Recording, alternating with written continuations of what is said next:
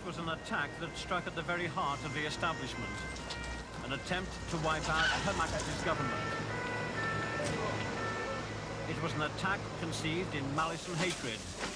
It should have been the death of a Prime Minister.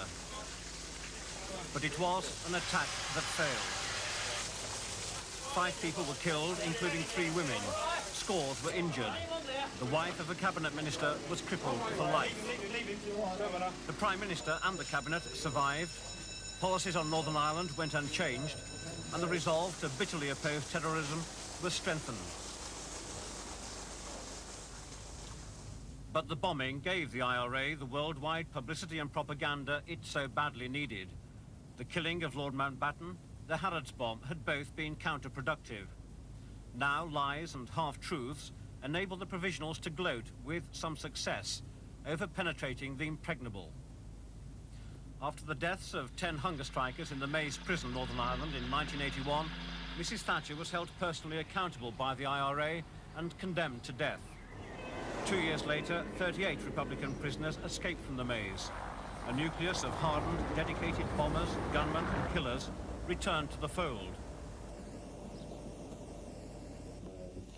Here in this room, Peter Sherry was asked to finalise the plans for killing the British Prime Minister. His co-conspirators included Brendan Macfarlane, Owen Carron, the former Westminster MP now on the run, and a well-known Sinn Féin politician.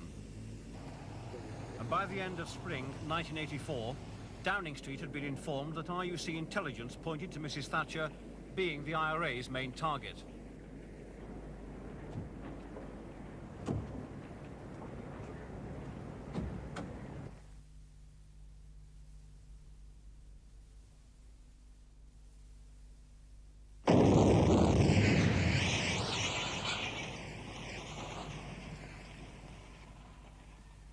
£25 of commercial gelignite exploded, causing a fireball with a temperature of 3,000 degrees centigrade.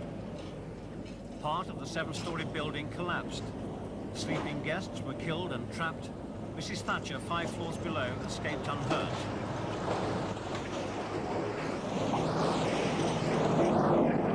Over the next few weeks, everyone who'd stayed in room 629 was traced.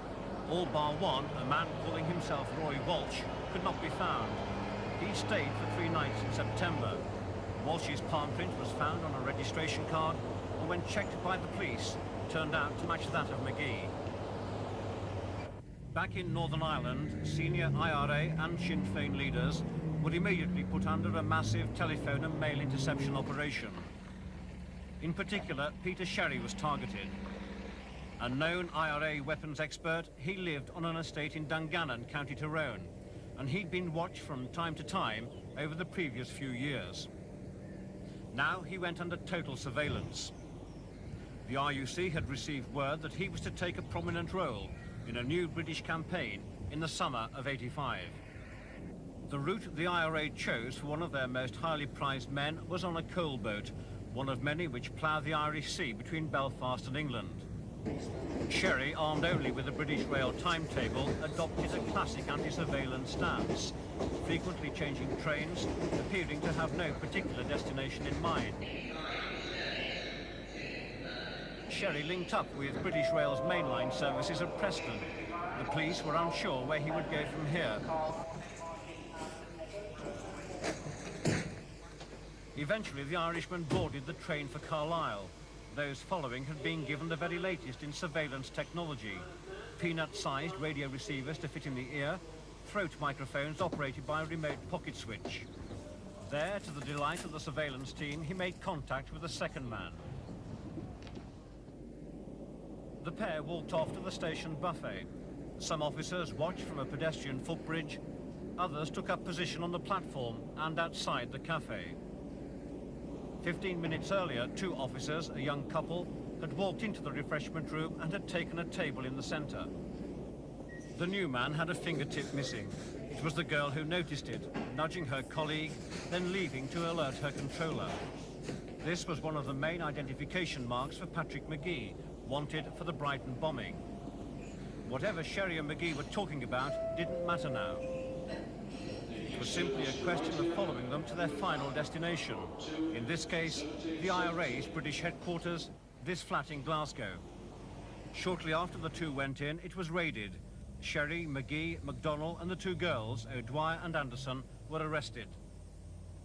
In the cellar of a nearby house, the police discovered what a scientist told the jury was one of the most deadly terrorist arsenals ever discovered in this country. Details were found of 16 locations which had been targeted for bombing. Patrick Magee was the enigma. Though born in Belfast, his family moved here to Norwich before school age. He made one trip to Ireland as a young teenager for a holiday. Some years later, he suddenly walked out of art school in Norwich and went to live in the hardline Unity flats in Belfast. He returned to England, meeting Gerard Chewett a few years later. When Chewett was named as Scotland Yard's most wanted terrorist, Magee went to Holland, later finding work at this brick factory in the village of Overloon, near the West German border. Paying a few guilders a week for board and lodging, he made few friends in the village, except for the farmer's family, who treated the Irishman as one of their own. He told us something about the IRA, that almost everybody in that part of Ireland had something to do with the IRA, and that it was very hard to keep out of it. Well, we talked about crimes once, but little crimes, about committing little crimes, shoplifting and that kind of stuff, and making mistakes. He has said that the biggest mistake you can make is getting caught.